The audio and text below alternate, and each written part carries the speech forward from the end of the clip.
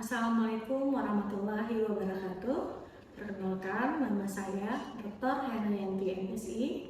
Saya adalah dosen humas dari Pascasarjana Administrasi Pendidikan Universitas Al-Muslim Biren Aceh. Salah satu mata kuliah yang saya ampu adalah pendekatan sistem pendidikan. Pada mata kuliah pendekatan sistem pendidikan, kita akan mempelajari secara mendalam paradigma pendidikan berbasis sistem, konsep dan teori yang melandasi, serta implementasi manajerial dalam pengelolaan pendidikan, sehingga nantinya kita mengharapkan mahasiswa mampu mengembangkan sistem pendidikan yang lebih adaptif, efisien, dan berorientasi pada peningkatan mutu. Nantinya, materi akan kita diskusikan dalam 16 pertemuan, 14 materi, dan 2 pertemuan ujian tengah semester dan ujian akhir semester. Materi-materi yang akan kita diskusikan, yang pertama adalah sistem pendekatan konseptual fondasi. Yang kedua, pendidikan sebagai sistem sosial. Yang ketiga adalah sistem paradigma dalam pengelolaan pendidikan. Yang keempat, sistem teori dan implikasi bagi pendidikan. Yang kelima, desain sistem pendidikan. Yang keenam, pelaksanaan sistem berbasis manajerial. Yang ketujuh, pengelolaan sumber daya dalam sistem kerangka. Kedelapan, evaluasi dan pengendalian sistem pendidikan. Kesembilan, pendidikan sistem transformasi dan inovasi. Dan yang terakhir adalah integrasi paradigma teori dan praktik. Sub CPMK 1, kita mengharapkan mahasiswa mampu menganalisis konsep dasar sistem, karakteristik sistem terbuka, struktur fungsi sistem, serta relevansinya dalam pendidikan. Sub CPMK yang kedua, mahasiswa diharapkan mampu mengevaluasi pendidikan sebagai sistem sosial yang melibatkan interaksi berbagai komponen dari berbagai stakeholder. Sub CPMK 3, mahasiswa nantinya mampu membandingkan paradigma linear dan juga paradigma sistematik dalam pengelolaan pendidikan. Sub CPMK yang keempat, mahasiswa mampu menganalisis berbagai teori sistem pendidikan dan implikasinya terhadap manajemen pendidikan. Sub CPMK kelima, mahasiswa mampu merancang sistem pendidikan berdasarkan pendekatan input, proses, output, outcome, dan mekanisme umpan balik. Sub CPMK ke-6, mahasiswa diharapkan mampu menerapkan prinsip manajemen sistematik dalam perencanaan, pengorganisasian, pelaksanaan, dan pengawasan pendidikan. Sub CPMK ke-7, mahasiswa mampu mengevaluasi efektivitas pengelolaan sumber daya pendidikan dalam kerangka sistem yang terpadu. Sub CPMK ke-8, mahasiswa mampu mengembangkan berbagai instrumen evaluasi dan pengendalian sistem pendidikan berbasis indikator kinerja. Sub CPMK ke-9, mahasiswa mampu merumuskan strategi transformasi dan inovasi pendidikan dalam menghadapi perubahan lingkungan yang terjadi saat ini. Dan yang terakhir, Sub CPMK 10, mahasiswa mampu menyusun model pengembangan pendidikan berbasis pendekatan sistem sebagai solusi terhadap permasalahan pendidikan kontemporer. Referensi yang saya gunakan adalah buku karangan saya dan teman-teman yang berjudul Pendekatan Sistem dalam Pendidikan, Paradigma, Teori, dan Implementasi Jakarta Yapindo Jaya Abadi 2026. Dalam video kita kali ini, saya akan menampilkan materi pelaksanaan sistem berbasis manajerial dengan indikator yang saya harapkan. Yang pertama, saya menginginkan mahasiswa saya mampu menjelaskan fungsi dari manajemen dalam perspektif sistem pendidikan. Lalu yang kedua, mahasiswa saya mampu menerapkan fungsi manajemen dalam lembaga pendidikan Yang terakhir, mahasiswa saya mampu menganalisis efektivitas implementasi sistem manajerial. Terima kasih. Assalamualaikum warahmatullahi wabarakatuh. Waalaikumsalam warahmatullahi wabarakatuh. Selamat pagi dan salam sejahtera untuk kita semua. Puji syukur kehadiran Allah Subhanahu wa Ta'ala, karena atas rahmat dan karunia-Nya kita dapat kembali bertemu dalam perkuliahan mata kuliah pendekatan sistem pendidikan. Perkenalkan, saya Dr. Herayanti, dosen pengampu mata kuliah ini. Baiklah Bapak Ibu, sebelum kita memasuki materi inti pada hari ini, saya ingin mengajak Bapak Ibu dulu untuk mengingat kembali materi pada pertemuan kita sebelumnya. Sebelumnya Bapak Ibu, kita telah mempelajari tentang desain sistem pendidikan dengan harapan Bapak Ibu mahasiswa mampu merancang sistem pendidikan berdasarkan pendekatan input, proses, output, maupun akhirnya outcome. Kira-kira Bapak Ibu ada yang mau ditanyakan sebelumnya? Untuk materi yang lalu, alhamdulillah Bu Dokter, kami sudah mengerti yang lalu. Kita hari ini dan juga materi kita hari ini aja Bu Dokter. Oke, baik, terima kasih. Baiklah Bapak Ibu yang lainnya, mungkin kita lanjutkan ke materi selanjutnya. Saya akan men-share bahan untuk hari ini. Hari ini kita akan membahas tentang materi pertemuan ke-6, yaitu pelaksanaan sistem berbasis manajerial. Subjek PMK ke-6 untuk pertemuan ini Bapak Ibu diharapkan mampu menerapkan prinsip manajemen sistemik dalam perencanaan, pengorganisasian, pelaksanaan, dan juga pengawasan pendidikan.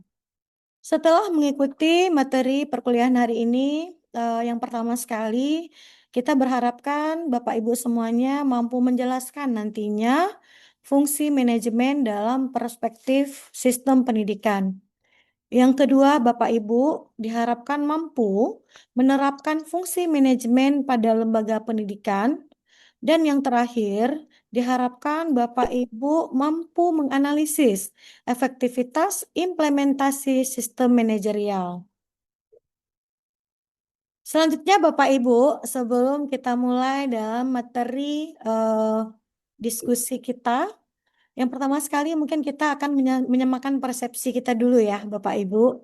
Kita akan melakukan beberapa pertanyaan pemantik. Yang pertama, mengapa sekolah yang memiliki guru berkualitas belum tentu menghasilkan lulusan berkualitas? Silakan Bapak Ibu jika ada yang ingin berdiskusi, silakan hand raise.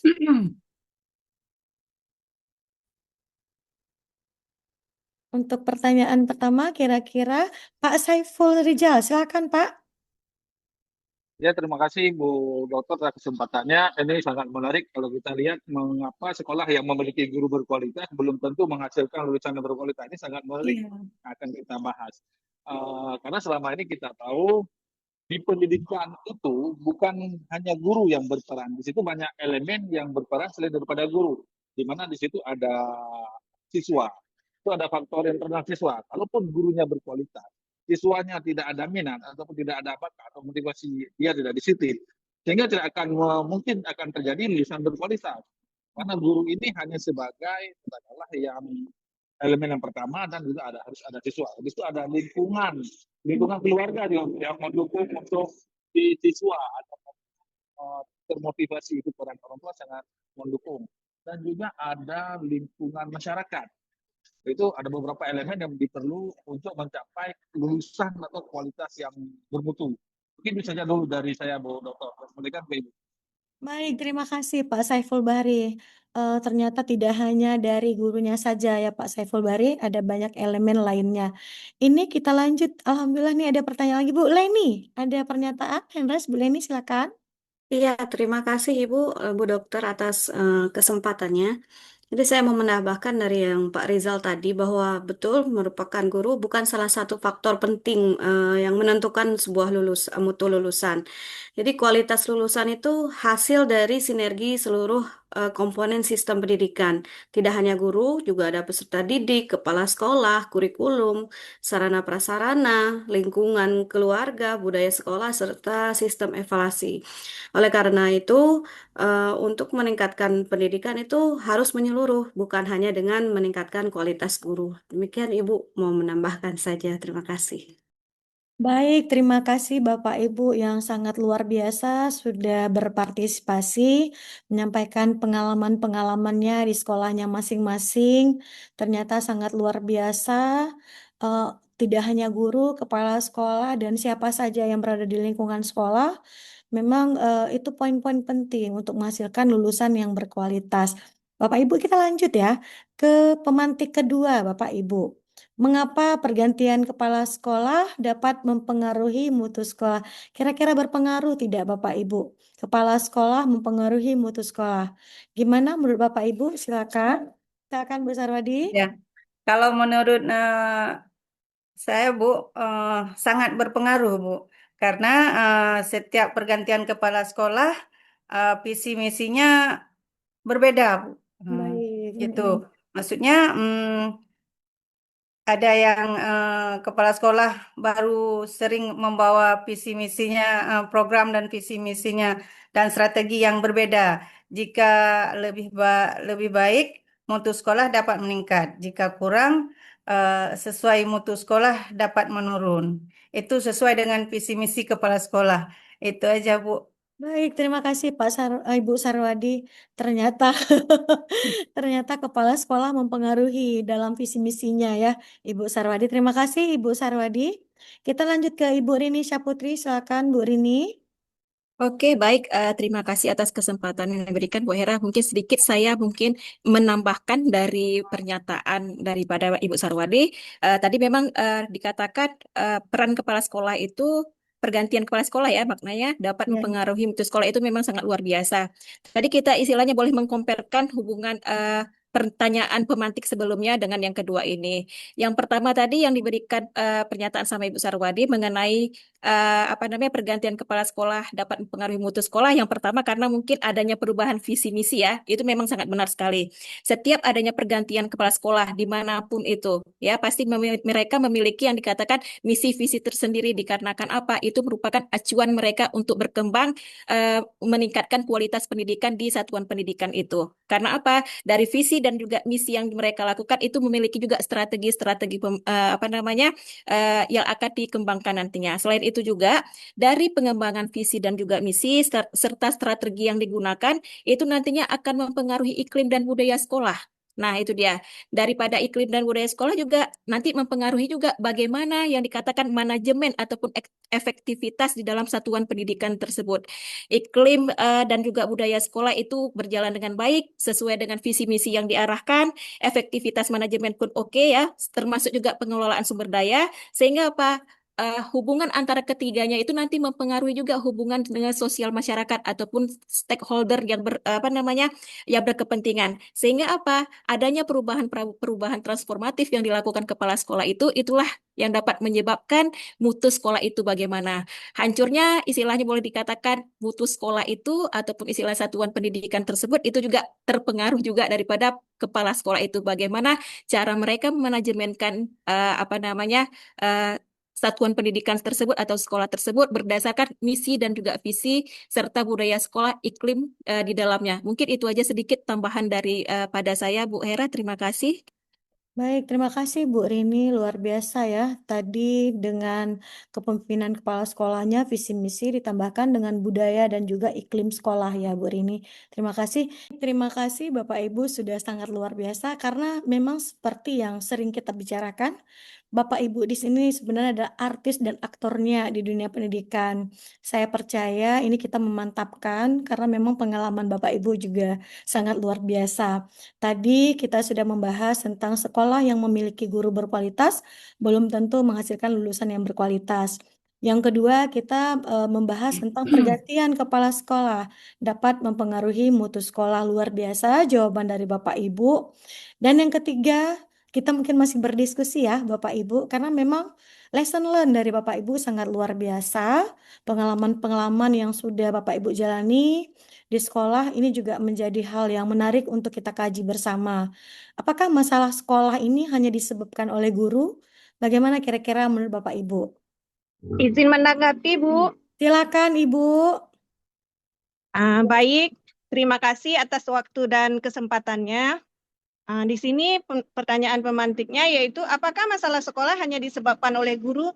Di sini tentu saja tidak. Seperti yang sudah pada pertanyaan pemantik 1, di sini banyak sekali yang bisa mempengaruhi masalah yang ada di sekolah, baik dari kepala sekolahnya, dari gurunya, dari lingkungannya, tidak hanya disebabkan oleh guru masalah sekolahnya. Begitu juga dengan siswa, karena ada siswa yang minat belajarnya kurang, kemudian lingkungannya yang tidak mendukung. Ketika ada hal-hal yang tidak sesuai dengan keadaan lingkungan, maka sekolah tidak akan berjalan. Jadi di sini masalah yang ada di sekolah tidak hanya disebabkan oleh guru. Itu tidak mungkin. Karena bisa saja dari hal-hal yang lain. Terima kasih, Bu. Terima kasih Bu Juliana. Baik Ibu, benar ya Bu ya yang seperti Ibu sampaikan gitu. Banyak hal yang bisa mempengaruhi masalah di sekolah ya Bu ya. Tidak hanya guru tapi juga di luar lingkungan sekolah. Baik, Bapak Ibu, luar biasa tadi ya pertanyaan pemantik kita yang sama-sama sudah kita diskusikan bersama, sehingga memang konsep dasar pendidikan dalam satu sistem itu tidak hanya berdiri sendiri. Itu adalah sekumpulan komponen yang saling berinteraksi di situ untuk mencapai satu tujuan. Melalui proses yang banyak sekali, Bapak Ibu ya. Tadi saya ingat yang Bapak Ibu sampaikan, ada orang tua juga di situ, ada lingkungan sekolah, guru, tenaga kependidikan, dan semua kumpulan, semua orang di situ saling berinteraksi. Jika kita analogikan ya Bapak Ibu, sebagai analogi sistem pendidikan, semua komponen bekerja sama untuk mencapai tujuan. Kalau kita ibaratkan, kalau tadi Pak Ibrahim Altas mengibaratkan seperti bola Piala Dunia, jika saya mengibaratkan seperti kendaraan, mobil misalnya, jika tidak ada ban, tidak ada penumpang, tidak ada supir, tidak ada mesinnya, tidak ada olinya, tidak ada akinya gitu. Mobil itu tidak bisa berjalan. Karena jika satu komponen tidak berfungsi dengan baik, maka seluruh sistem tidak akan berjalan optimal. Keterpaduan seluruh komponen adalah kunci keberhasilan mencapai tujuan pendidikan.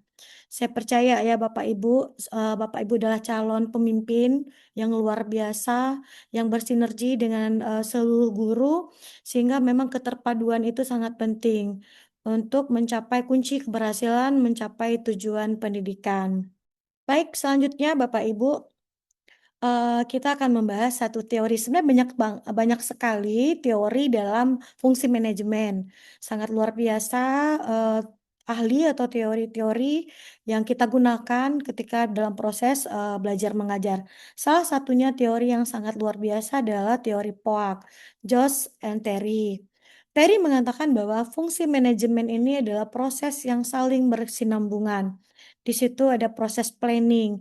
Apa itu planning? Ketika Bapak Ibu nantinya menjadi seorang kepala sekolah, dapat menetapkan tujuan-tujuan tadi yang seperti Bapak Ibu sampaikan, visi dan misi. Sehingga memang visi misi itu kita rumuskan dalam satu strategi. Nantinya Bapak Ibu akan menyusun rencana yang akan mempengaruhi kebijakan yang akan Bapak Ibu lakukan. Pada akhirnya Bapak Ibu akan menetapkan standar-standarnya. Ini adalah poin-poin atau bagian dari planning. Selanjutnya ada yang kedua yaitu organizing. Bagaimana seorang kepala sekolah nantinya menentukan struktur organisasi. Karena seperti tadi ya Bapak Ibu tidak bisa bekerja sendiri, kita membutuhkan banyak orang untuk bersinergi, sehingga memang langkah pertama setelah kita melakukan struktur organisasi, kita akan membagi tugas dan wewenang. Setiap orang harus mengetahui job desk-nya masing-masing. Pada akhirnya akan menentukan hubungan kerja dan akan mengalokasikan sumber daya hingga akhirnya menetapkan prosedur kerja. Selanjutnya ada yang ketiga yaitu actuating. Bagaimana seorang kepala sekolah mengarahkan memotivasi, dan juga berkomunikasi. Karena dalam memimpin itu adalah seni. Bagaimana kepala sekolah seni dalam berkomunikasi, memotivasi, dan juga seni dalam memimpin. Sehingga nantinya semua orang dapat berkoordinasi dengan baik sekali. Ini adalah fungsi dari actuating. Yang keempat, Josh Terry mengatakan fungsi yang tidak kalah penting adalah controlling. Setelah kita melakukan planning, setelah kita melakukan organizing, lalu kita mengactuating, akhirnya kita akan mengcontrolling. Kita menetapkan standar-standarnya sehingga kita dapat mengukur kinerja, lalu membandingkan hasil dengan standarnya, sampai akhirnya jika memang ada yang bias atau ada yang memang perlu kita perbaiki, kita akan mengambil tindakan untuk memperbaiki. Sehingga memang fungsi yang terakhir yang penting dalam kontrol ini adalah melakukan pengendalian. Saya pikir Bapak Ibu, keempat fungsi ini sudah Bapak Ibu lakukan di sekolah Bapak Ibu. Karena memang Bapak Ibu adalah kepala sekolah di sekolahnya masing-masing. Keempat fungsi manajemen POAK ini merupakan satu siklus yang saling berkaitan dan juga berkesinambungan untuk mencapai tujuan organisasi secara efektif dan efisien. Karena memang nanti dari planning, organizing, actuating, setelah kita lakukan controlling, ada yang tidak berjalan dengan baik, kita bisa memplanningkan balik. Kita lakukan planning lagi, kita organizing lagi, karena memang siklus ini tidak terputus. Bapak Ibu, dari teori Josh Terry ini ada yang mau ditanyakan? Silakan. Saya rasa eh, memang tepat sekali kepala sekolah menggunakan teori tersebut di mana kepala sekolah itu kan misalnya kita anggap aja kepala sekolah baru penempatan di situ pasti harus ada apa nih rencananya, apa programnya, ya kan Bu? Benar, Berarti benar, Ibu. itu harus jadi pijakan awal. Jangan Iya. kepala sekolah kebingungan. Begitu sampai di tempat, nggak ada program, nggak ada apa-apa, mau melanjutkan juga mungkin kepala sekolahnya nggak tahu program kepala sekolah sebelumnya, ya kan? Iya. Jadi harus punya manajemen sendiri lah, seperti itu. Ada perencanaannya apa, kemudian nanti dia bisa mengorganizing, ya kan, mengorganisasikan apa-apa yang perlu dilakukan. Selanjutnya baru adakan pelaksanaan dengan penuh perencanaan pastinya. Jangan jangan kebingungan mau kerjain apa tapi tidak ada manajemen. Intinya manajemen Bu ya gitu ya. Iya. Ya luar biasa di George Terry-nya. Terima kasih Iya. Bu Era. Nampaknya ini udah ada bayang-bayang. Iya, terima Terima kasih kasih. Ibu. Luar biasa ya Bu ya. Ternyata memang fungsi manajemen sebagai proses yang berkesinambungan ini baik Bu ya, atau bagus teorinya kita gunakan. Apalagi tadi rata-rata kita kepala sekolah ya Bu ya. Oke, ada yang hand raise, silakan Ibu Agustina. Baik Bu, terima kasih kesempatannya. Jadi kalau menurut saya di akhir kita melakukan sebuah kegiatan itu perlu kita melakukan feedback kepada apa namanya responden-responden kita supaya kita bisa menguji apakah program yang sudah kita lakukan itu berhasil atau masih ada kendala sehingga kita bisa menyusun tindak lanjut untuk perbaikan dari program kita yang sudah kita lakukan. Demikian Bu. Baik, terima kasih Ibu Agustina, luar biasa sekali ya Bu ya.